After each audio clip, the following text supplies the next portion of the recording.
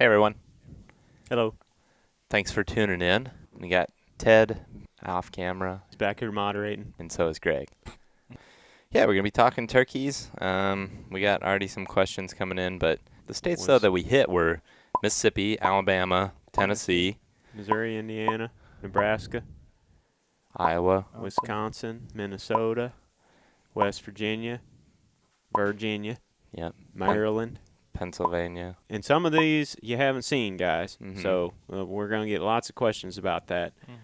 Like, why aren't some of these videos up on the channel? We put out more turkey content this spring than we ever had before, and towards the end of the season, it was just time to go and hunt with friends and family and not worry about editing for the last couple weeks. Days get pretty long at the end of the season. They get real long. Unbelievably. You get up at 3 in the morning and then you hunt until and you get back to camp at like 10. Yeah, it's And brutal. you dump footage and eat and brush your teeth, and then you sleep for 4 hours and get up and do it again. We've got obviously a bunch of questions coming in. We might as well just start going for some of those. That I you've have seen? one that stuck out to me from Dylan. How do you guys narrow down your specific hunting areas out of town besides experience? What I'm mainly asking is, what are you looking for on the map in the turkey woods? There's a lot of public land, and sometimes narrowing it down seems to be the hardest part. Got to kind of take a step back before you even look at public land and talk to maybe some of the resources in that specific area. If you can get a hold of a regional biologist or something with the NWTF, or just a wildlife biologist that works for the state, and they'll have a tremendous amount of useful information for you. You know, they can tell you if they've had a good hatch in that particular area in the last couple of years, because turkey populations fluctuate a good bit.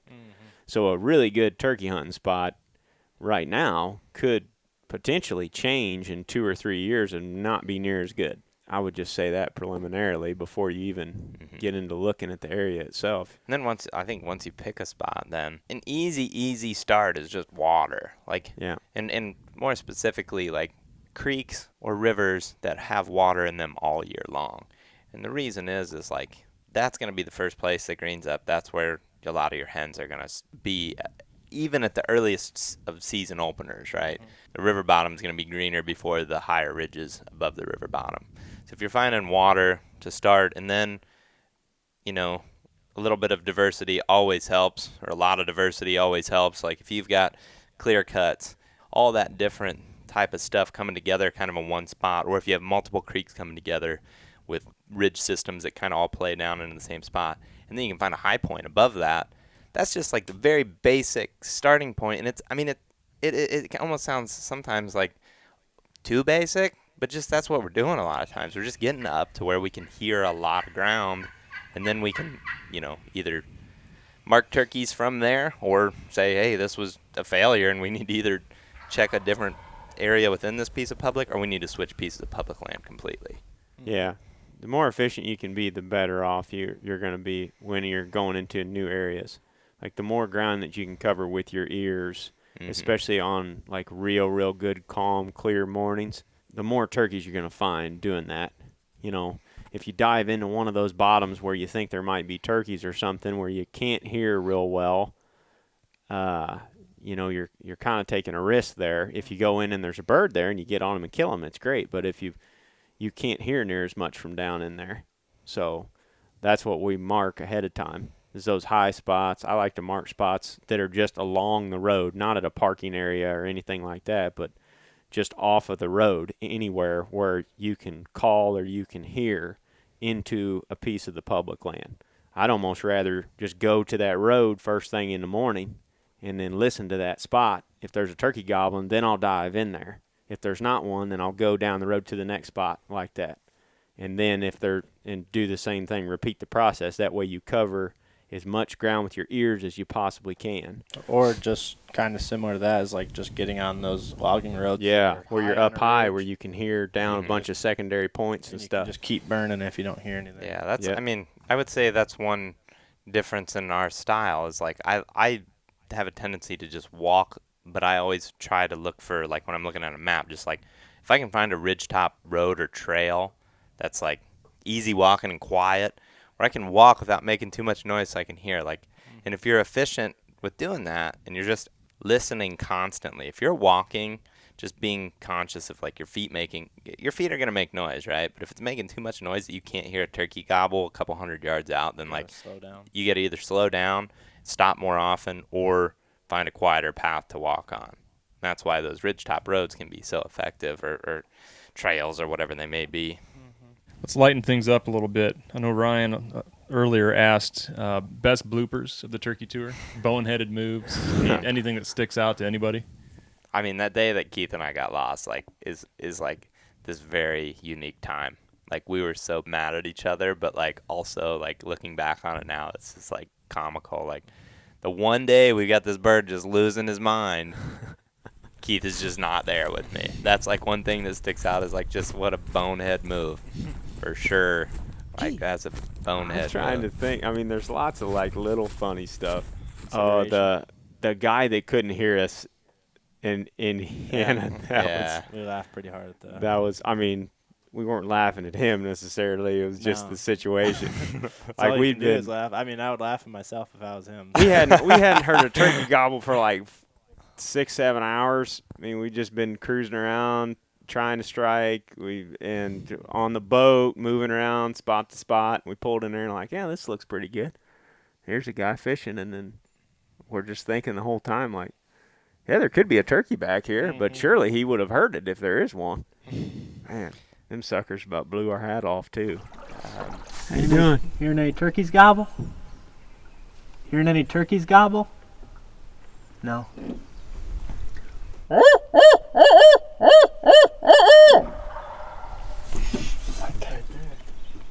Did you hear him? They gobbled right there. How far is he? Not very far. He's right there. Is there any more more bloopers? fun. There's all kinds of like something freaking hilarious happens every day. Got stuck in my car a lot. Oh, no, I was going to say Ted leaving. Ted leaving. Oh, Oh yeah. Are you leaving? When you When you miss that that one turkey in Tennessee. Oh, when I walked away. He missed that bird and he just took off the ridge, and me and Jake were Yeah, just should've kind of just taking a boat. yeah. Me and Jake were just up there standing around like, well, this kind of sucks, and I'm like, I wonder where he went. And he just dropped off this real steep ridge, and like several minutes went by, and me and Jake About were the just time it would have taken for him to get back Yeah. to the boat, a boat starts up right in the cove that we parked the boat in. And I looked down there, and I could just see this little dot just it just sped motoring off. away, and it was somebody with like a It would have been. a tiller handle down there Yeah. with the ball cap on, and I just looked in my binoculars, and I was like, crap, I think he just bailed. And like the only way we can get back to camp is if it's by boat. So it's like, well, I guess we're just gonna stay here until he comes back. Oh, somebody said talk about Zach's spill in West Virginia. That's so funny that happened because like we were so hyped up. Do you guys remember that? Yeah, Did you see that? You guys didn't even really acknowledge Yeah, I mean, it. we didn't even talk about it, and people were so mad that like we didn't replay it. And it's like, honestly, I was so excited that I didn't even think. That, I mean, it honestly even feel happened it. so much. Yeah. Yeah. But what was funny, I do remember the noise that I made being like just super weird because it pushed all the air out of me, and I went.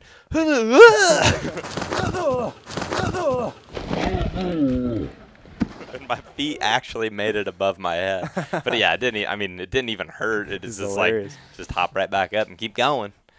My brother actually did the same thing right after he shot a turkey in Minnesota. He jumps up and just like completely like falls down and just rolls. I mean, it It happens happens. out there.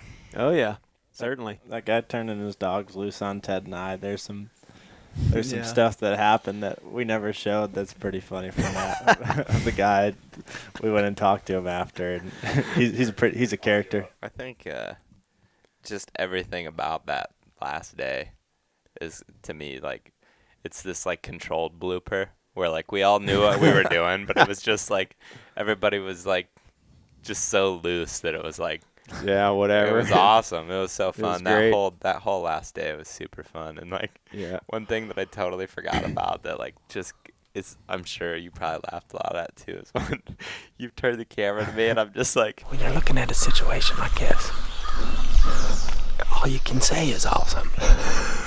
awesome. Something just stupid, and that to me is just, that describes everybody's mentality of kind of just like, I think this is gonna work, but like, it's kind of silly that we're all out here. 5 dudes on one bird. Yeah, it was really fun. Yeah, that was awesome. That's one of the most fun turkey hunts I've ever been on, just because of Yeah. everybody being there. Heck yeah. I would Awesome. I would promote going with friends if you get the opportunity, for sure. The Yeah. more friends, the better. Okay, we need to get to Aaron's locator call. Mm-hmm. What, the locator call? Just The owl? just explain how you Where you did it. When I was a kid, I was practicing, turkey calling all the time with just my natural voice and with the mouth call.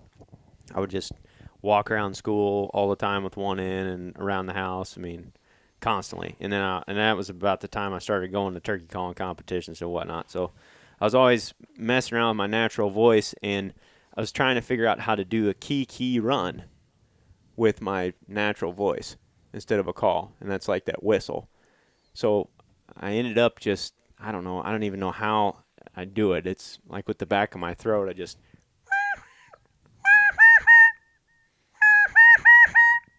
it's like a high-pitched scream almost. But that's where that owl scream comes from, is when I learned to do that kiki with the back of my throat like that. And what I think what I want to stress more than anything is, like, you practice that, and it's not like something you just were like overnight, because like I sure as heck can't do that noise right now, but I'm sure if I put a lot of effort into it, I could find that tone in my Ted voice. does it a lot better right Ted's now than been- he did earlier in the spring even. Yeah, it's like all You gotta create calling back practice pressure. is practice. Yeah, that's right. You got to create back pressure, almost like you're coughing, like when your chest tightens up right before you get ready to cough, like that. You create that back pressure, and that's how you make that scream. That,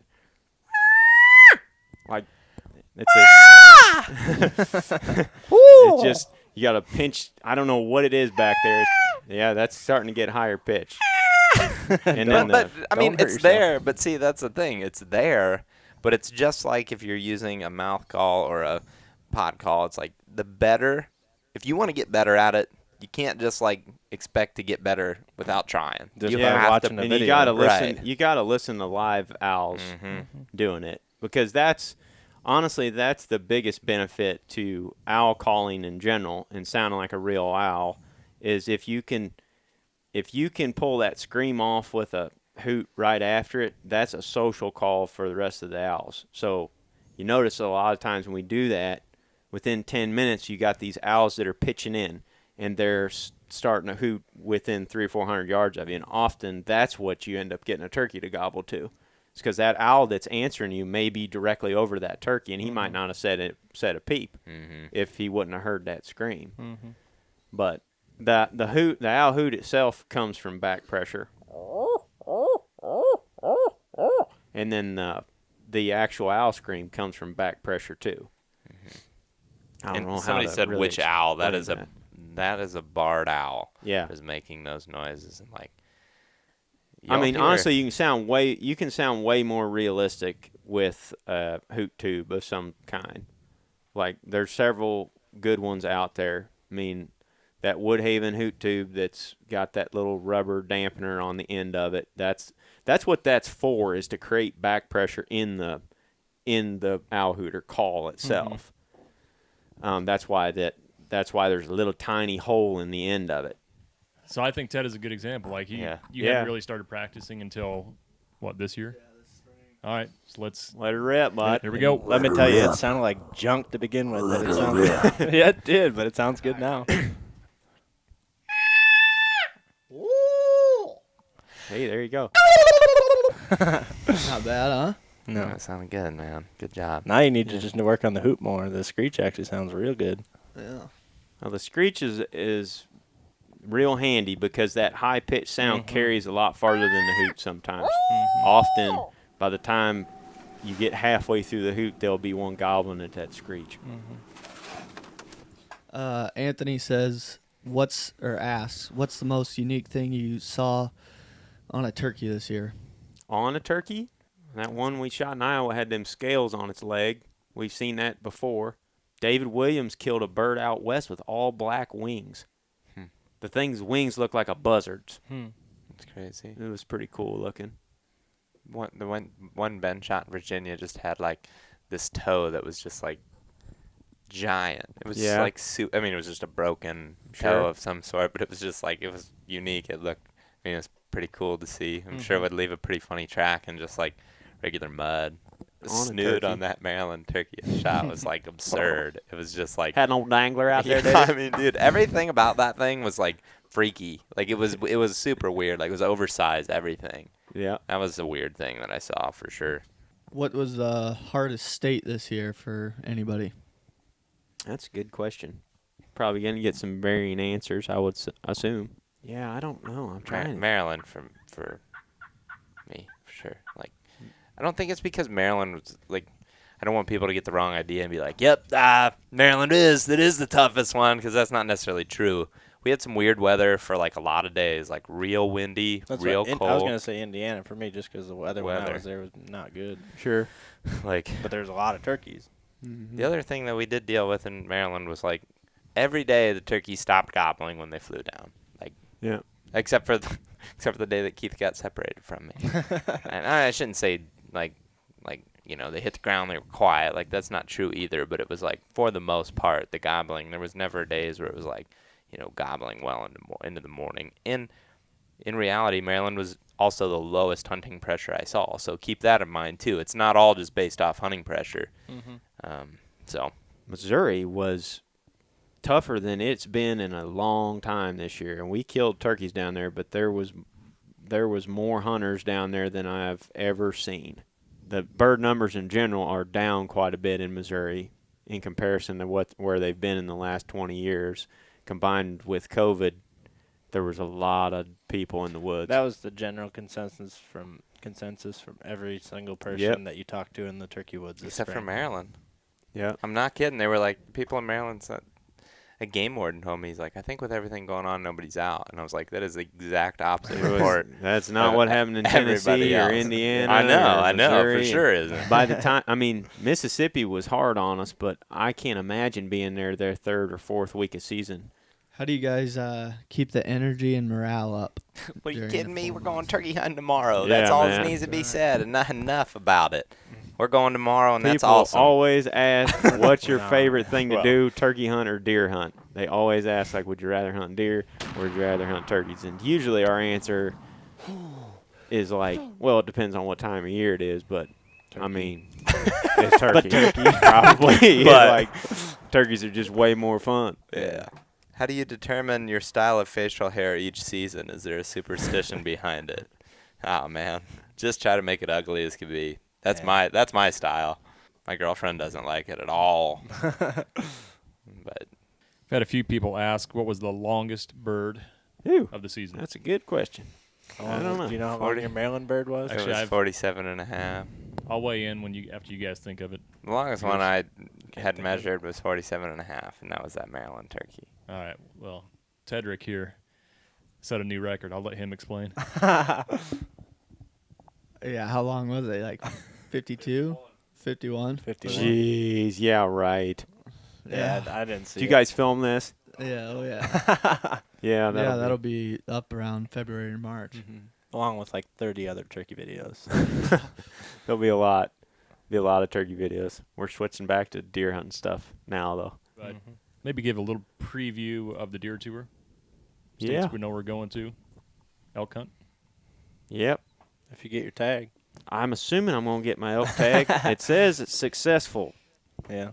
I looked Mine for says like unsuccessful, so it's I looked better. for like the 20th time in the last week today on the website, and it says my tag number and successfully drew or successful. Yeah, Wyoming elk hunt for me. And would you have like 28 points or something like that? No, I had 7 points. We The might try guys will some- be in North Dakota maybe. We might try some antelope before that too. Yeah. I was just August. looking at that today.